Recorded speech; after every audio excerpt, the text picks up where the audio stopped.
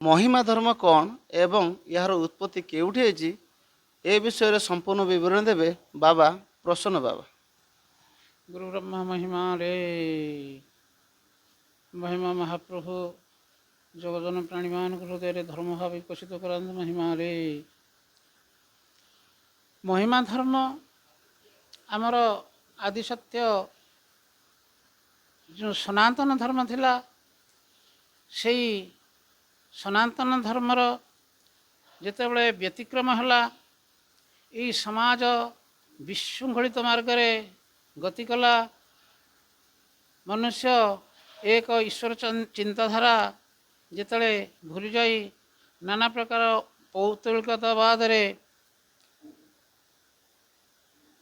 माने धावमान हेले से समय रे से सनातन धर्म को पुनरुद्धार करने लक्ष्यानुकूल एवं यही मौलिक संस्कृति की उजापित करने प्रबुद्ध गुरु महिमा स्वामी अजुनिज भाव स्वयं ईश्वर पुरुष आविर्भाव हुई यही सनातन धर्म को महिमा धर्म भाव प्रचार करिसेंती। महिमा धर्म कहले महिमा प्रभु जो शून्य पुरुष आविर्भाव होइथिले से नाम रे नामित हबारु महिमा धर्म बोली कहा जाउछि। महिमा प्रभु सर्वप्रथमे कपिलास रे तमाने पुरी बड़दाण्ड रे 1826 ख्रीष्टाब्द लोकलोचन को आसिले। क्रमे क्रमे खंडगिरी धौलगिरी प्रभृति भ्रमण करी परिशेष कपिलास रे आत्मयोग समाधि रे दीर्घ दिन आत्मयोग समाधि रे अवस्थान करथिले।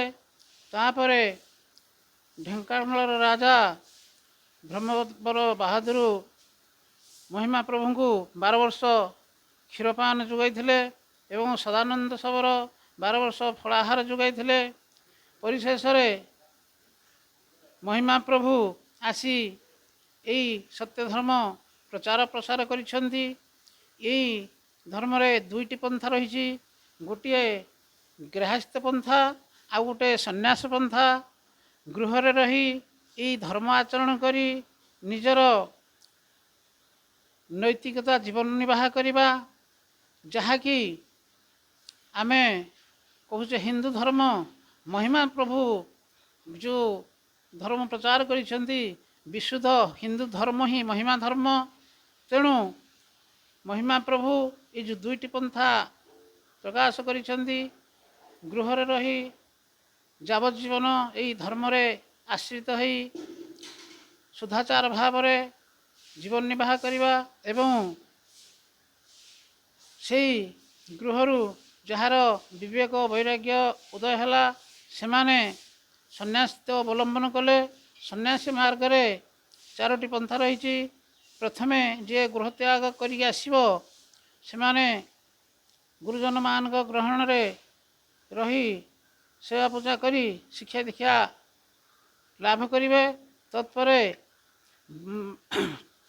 जो सोपान को उत्तीर्ण हेबे ताकू वैराग्य बोली कहा जाए एवं तार द्वितीय सोपान है साधुपथरे आउ से 5 हस्त निर्मित कपड़ा धारण करिवे।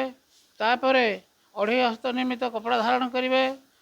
शेष सोपान है बड़कलधारी जहाँकि यही वृक्षर बड़कल को परिधान करती। यहीपरी दुईटी मार्ग रही एवं आहार लक्ष्य उद्देश्य एक परमात्मा सत्य नित्य शाश्वत चिरंतन से परमात्मा द्वारा यही चराचर सृष्टि उत्पत्ति स्थिति लाभ करिछि। यही संसार दुखरु निस्तार लाभ करिवा पाइंका से परमात्मा एकमात्र ये जीवनर उपास्य तांकु उपासना करी निजर स्वरूप अनुभूति पाइंका जो साधन भजन ପରମ୍ପରା ଭାବରେ ଚଳି ଆସିଛି ସେଇ ସାଧନ ଭଜନରେ ଆଚରିତ ହେବା ଯେଉଁ ଅହିଂସା ସତ୍ୟ ଅସ୍ତେୟ ବ୍ରହ୍ମଚର୍ଯ୍ୟ ଅପରିଗ୍ରହ ଶୌଚ ସନ୍ତୋଷ ତପସ୍ୱାଧ୍ୟାୟ ଈଶ୍ୱର ପ୍ରଣିଧାନ ଆଦି ନିୟମ ସମସ୍ତ ପାଳନ କରି ଏଇ ଆତ୍ମା ଅନୁଭୂତି ପାଇଁକା ପ୍ରୟାସ ହେବା ଏହାର ହେଉଛି ମୂଳ ଲକ୍ଷ୍ୟ।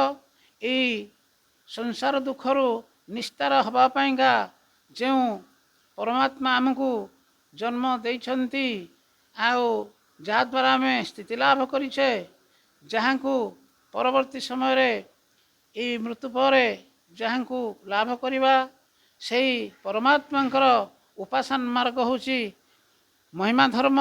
ମହିମା ଧର୍ମରେ ଇଏ ହେଉଛି ଚେତନାର ଉପାସନା ମାର୍ଗ। ଜଡ଼ ପୌତଳିକତାବାଦକୁ ଇଏ ପ୍ରୋତ୍ସାହନ ଦିଏ ନାହିଁ। କେବଳ ଏକ ଚୈତନ୍ୟ ସତ୍ତା ସର୍ବଘଟରେ ସର୍ବଠାରେ ସର୍ବାବସ୍ଥାରେ ବିଦ୍ୟମାନ ସେଇ ଚୈତନ୍ୟର ଉପାସନା କରିବା ହେଉଛି ପ୍ରତ୍ୟେକ ମାନବର ମାନବିକତା କର୍ମ।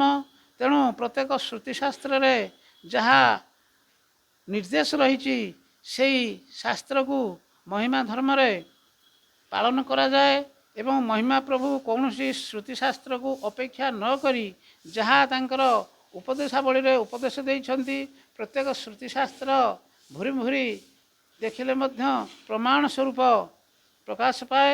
ତେଣୁ ଏଇ ମତରେ କୌଣସି ଭ୍ରାନ୍ତ ବା ଦ୍ୱୈଧ ଚିନ୍ତାଧାରା ନାହିଁ। ଗୁରୁ ବ୍ରହ୍ମ ମହିମା ଲେଖ। ପ୍ରଭୁ ପରମାତ୍ମା ଦୟା କରନ୍ତୁ ସର୍ବଜନ ପ୍ରାଣୀମାନଙ୍କ ହୃଦୟରେ ଧର୍ମ ଭାବ ବିକଶିତ କରନ୍ତୁ। ମହିମା ଲେଖ।